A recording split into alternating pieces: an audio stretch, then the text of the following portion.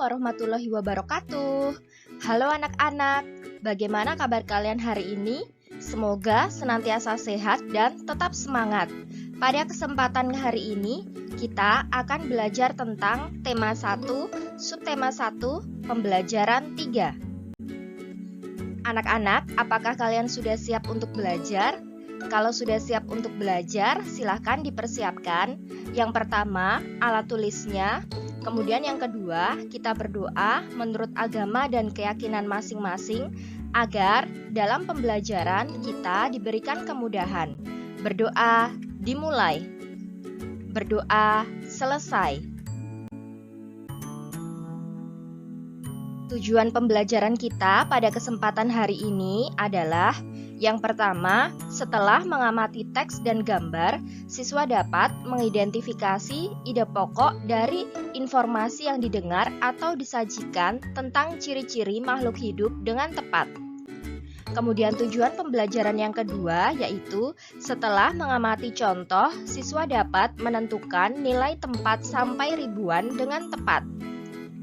Tujuan pembelajaran yang ketiga yaitu setelah mendengarkan penjelasan, siswa dapat mengidentifikasi bentuk pola irama sederhana pada lagu Anak Ayam dengan benar. Anak-anak, perhatikan gambar berikut ini.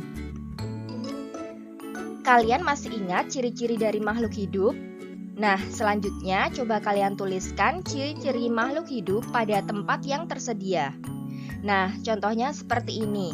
Ciri makhluk hidup yang pertama adalah bahwa tumbuhan memerlukan air. Kegiatan pada gambar yaitu ibu menyiram tanaman. Kemudian ciri yang kedua, ayam memerlukan makan. Kegiatan pada gambar yaitu ayah dan Siti sedang memberi makan ayam. Kemudian gambar yang ketiga. Nah, di situ ada ayam berkembang biak. Kegiatan pada gambar yaitu ada gambar anak ayam beserta induknya, serta gambar jerami untuk mengerami telurnya. Kemudian ciri makhluk hidup yang keempat yaitu manusia berkembang biak. Kegiatan pada gambar yaitu ada keluarga Siti pada gambar yang terdiri dari ibu, ayah, dan juga Siti. Kemudian yang kelima, ciri makhluk hidup yaitu ayam bergerak. Kegiatan pada gambar yaitu ada gambar ayam yang bergerak menuju makanan.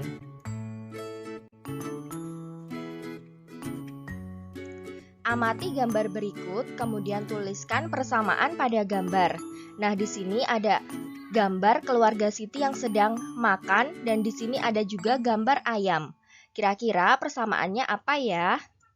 Persamaannya bahwa yang pertama, manusia dan ayam itu memerlukan makanan. Nah, pada gambar itu Siti dan keluarga juga sedang makan bersama. Dan gambar ayam juga sedang makan biji-bijian bersama dengan anak-anaknya. Kemudian gambar yang kedua, manusia dan ayam dapat bergerak.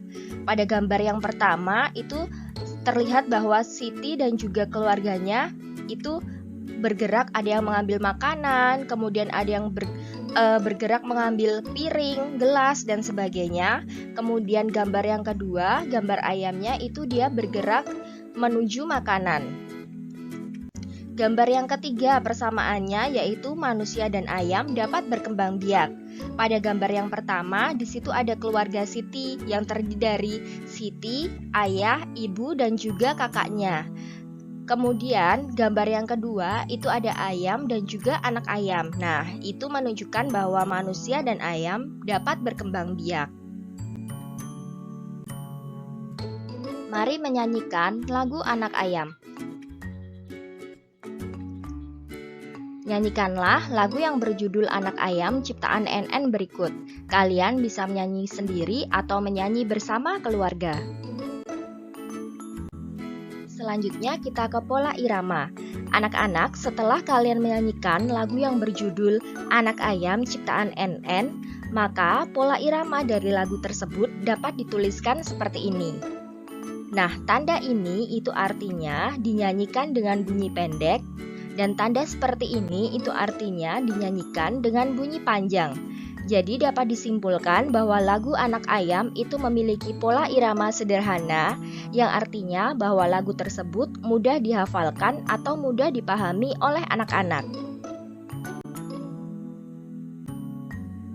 Ayam sangat bermanfaat bagi kehidupan manusia. Daging dan telur ayam itu dapat memenuhi kebutuhan manusia. Pengembangbiakan adalah cara untuk menghasilkan daging dan telur ayam dalam jumlah banyak. Untuk itu dibuatlah sebuah peternakan. Peternakan dapat menghasilkan ternak ayam dalam jumlah yang besar dan dalam waktu yang singkat. Berikut ini adalah contoh daftar jumlah telur yang dihasilkan beberapa peternakan setiap bulannya. Nah, ini adalah daftarnya. Di sini ada peternakan A, itu jumlah telur yang dihasilkan per bulan ada 3.000 butir telur. Peternakan B ada 1.500 butir telur. Peternakan C itu menghasilkan 3.500 butir telur setiap bulannya. Dan peternakan D menghasilkan 2.000 butir telur. Peternakan E menghasilkan 2.500 butir telur. Nah, pertanyaannya, peternakan siapa yang paling banyak menghasilkan telur per bulannya? Kita lihat jumlah yang paling banyak setiap bulannya ada pada peternakan C, yaitu 3.500 butir telur. Pertanyaan yang kedua, peternakan siapa yang paling sedikit menghasilkan telur per bulannya? Nah, yang menghasilkan paling sedikit telur setiap bulannya adalah peternakan B, yaitu 1.500 butir telur. Jika kalian diminta untuk mengurutkan peternakan dengan hasil telur paling sedikit selama 1 bulan, maka urutannya adalah peternakan B, kemudian peternakan D, peternakan E, peternakan A, dan peternakan C. Bisa ya anak-anak? Nah, selanjutnya kita akan mengenal nilai tempat. Bila sebelumnya kita sudah mengenal nilai tempat menggunakan angka, sekarang kita akan mengenal nilai tempat menggunakan gambar, yaitu gambar kubus. Nah, di sini ada gambar kubus, ini adalah kubus ribuan. Kemudian ini adalah gambar kubus ratusan. Ini adalah gambar kubus puluhan. Dan ini adalah gambar kubus satuan. Misalnya, ada gambar seperti ini.